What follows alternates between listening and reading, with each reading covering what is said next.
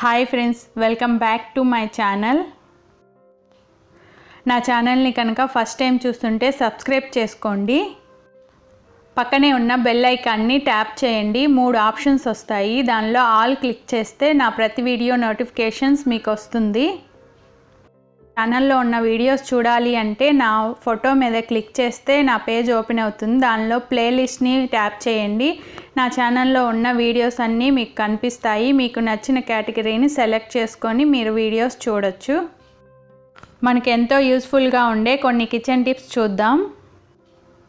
మనం మార్నింగ్ హడావుడిగా వంట చేసేటప్పుడు బీన్స్ కానీ బెండకాయలు కానీ కట్ చేసేటప్పుడు చాలా టైం పడుతుంది. చాలామంది ఇలా ఒక్కొక్కటిగా కట్ చేస్తూ ఉంటారు. ఇలా కాకుండా ఒకేసారి ఎక్కువ బీన్స్ని తీసుకొని కట్ చేసుకుంటే మనకి టైం సేవ్ అవుతుంది. అలాగే మార్నింగ్ హడావిడిగా ఉండకుండా ఉంటుంది. అలాగే బెండకాయల్ని చాలా వెజిటేబుల్స్ని ఇలాగే కట్ చేసుకోవచ్చు. టైం బాగా సేవ్ అవుతుంది. నెక్స్ట్ టిప్ వచ్చేసి టమాటాని ఎలా పీల్ చేయాలో చూద్దాం. టమాటాని తీసుకొని ఫోర్క్కి ఇలా గుచ్చుకోవాలి. ఇప్పుడు స్టవ్ ఆన్ చేసి ఆ టమాటాని కొంచెం సేపు వేడి చేసుకోవాలి. ఇలా కొంచెం పక్కకి అటు ఇటు తిప్పుకుంటూ ఇలా వేడి చేసుకోవాలి. కొన్ని సెకండ్స్ పెడితే సరిపోతుంది. ఇక్కడ చూడండి, పీలు సపరేట్ అవుతున్నట్లు కనిపిస్తుంది. మనం కొద్దిసేపే పెట్టాం కాబట్టి ఇది వేడిగా ఏమీ ఉండదు. వెంటనే పీల్ చాలా ఈజీగా వచ్చేస్తుంది. ఇలా పీల్ చేసుకొని సూప్స్ కానీ గ్రేవీ లాంటి కర్రీస్ చేసుకుంటే చాలా టేస్టీగా ఉంటాయి. ఇలా చాలా ఫాస్ట్గా టమాటాని పీల్ చేసుకొని మనం యూజ్ చేసుకోవచ్చు. నెక్స్ట్ టిప్ చూద్దాం. మనం క్యారెట్ని తెచ్చుకొని ఫ్రిడ్జ్లో పెట్టుకున్నా కూడా ఒక్కొక్కసారి పాడైపోతూ ఉంటాయి. అలా కాకుండా చాలా రోజులు ఫ్రెష్గా ఉండాలి అంటే ఒక చిన్న టిప్ చెప్తాను. క్యారెట్ని కింద రూట్స్ దగ్గర అలాగే పైన ఇలా కట్ చేసుకోవాలి. ఇలా పైన కింద కట్ చేసుకోవడం వల్ల చాలా రోజులు క్యారెట్ ఫ్రెష్గా ఉంటాయి. ఇప్పుడు వీటిని క్యారీ బ్యాగ్లో కానీ లేకపోతే ఒక ప్లాస్టిక్ డబ్బాలో కానీ పెట్టుకొని ఫ్రిడ్జ్లో పెట్టుకుంటే చాలా రోజులు ఫ్రెష్గా ఉంటాయి. నెక్స్ట్ టిప్ వచ్చేసి మనం వంట చేసేటప్పుడు కిచెన్ ప్లాట్ఫామ్ మీద కానీ ఫ్లోర్ మీద కానీ అప్పుడప్పుడు ఇలా ఆయిల్ పడిపోతూ ఉంటుంది. ఇలా పడినప్పుడు క్లాత్తో తుడిచేస్తే అక్కడంతా ఆయిల్గా ఉంటుంది. అలా కాకుండా ఆయిల్ పడిన చోట ఒక గోధుమ పిండిని కొంచెం ఇలా చల్లి కొద్దిసేపు అలాగే ఉంచాలి.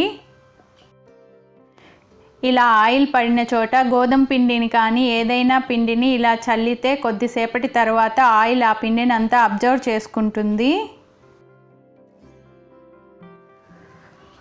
కొద్దిసేపటి తర్వాత చూస్తే పిండి అంతా ఆయిల్ అబ్జర్వ్ చేసుకుంది. ఇప్పుడు ఒక స్పూన్తో కానీ లేకపోతే చేత్తోనే ఇలా ఒక దగ్గరికి చేస్తే పిండి అంతా ఒక చోటకి వచ్చేస్తుంది. ఇక్కడ చూడండి, పిండి అంతా ఆయిల్ని అబ్జర్వ్ చేసుకుంది. కింద ఆయిల్ జిడ్డు అనేదే మనకి కనిపించదు. చాలా నీట్గా వచ్చేస్తుంది ఆయిల్ మొత్తం. మనకి ఇక్కడ ఆయిల్ పడినట్లే అనిపించదు. చాలా నీట్గా వచ్చేస్తుంది. తర్వాత మీరు కొంచెం సోప్ పెట్టి వాష్ చేసుకుంటే చాలా నీట్గా ఉంటుంది. ఈ టిప్ చాలా యూస్ఫుల్గా ఉంటుంది. తప్పకుండా ట్రై చేయండి. నెక్స్ట్ టిప్ వచ్చేసి మనం శారీస్కి కానీ చున్నీస్కి కానీ పిన్స్ పెట్టుకుంటూ ఉంటాం కదండి. అప్పుడు ఒక్కొక్కసారి పిన్ను శారీలో ఇరుక్కుపోయి చినిగిపోతూ ఉంటుంది. ఇక్కడ చూపిస్తున్నాను చూడండి. ఇలా శారీ పిన్ను ఇలా ఇరుక్కుపోయి తీసేటప్పుడు చినిగిపోతూ ఉంటుంది. ఇలా కాకుండా ఉండాలి అంటే ఒక చిన్న టిప్ చెప్తాను.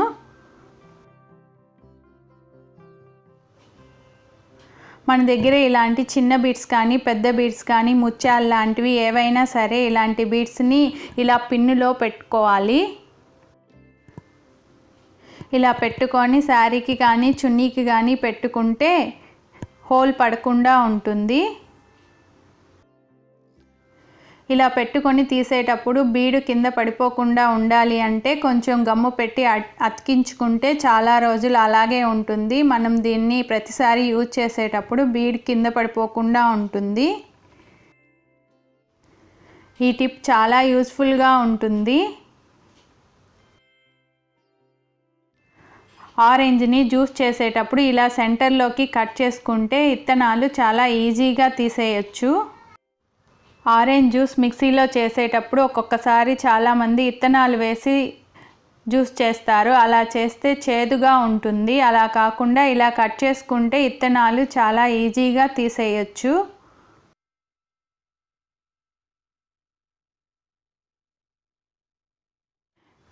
ఇలా విత్తనాలన్నిటినీ తీసేసి మిక్సీలో వేసి జ్యూస్ చేసుకుంటే జ్యూస్ చాలా టేస్టీగా ఉంటుంది.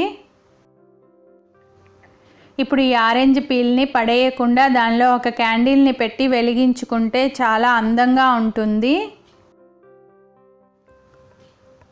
ఇది చూడడానికి చాలా బాగుంటుంది. అలాగే ఈ వేడికి ఆరెంజ్ పీల్ కొంచెం మెల్ట్ అయ్యి లైట్గా స్మెల్ వస్తూ ఉంటుంది. ఇలా వెలిగించుకొని మనం కిచెన్లో కానీ బెడ్రూమ్స్లో కానీ పెట్టుకుంటే చాలా బాగుంటుంది.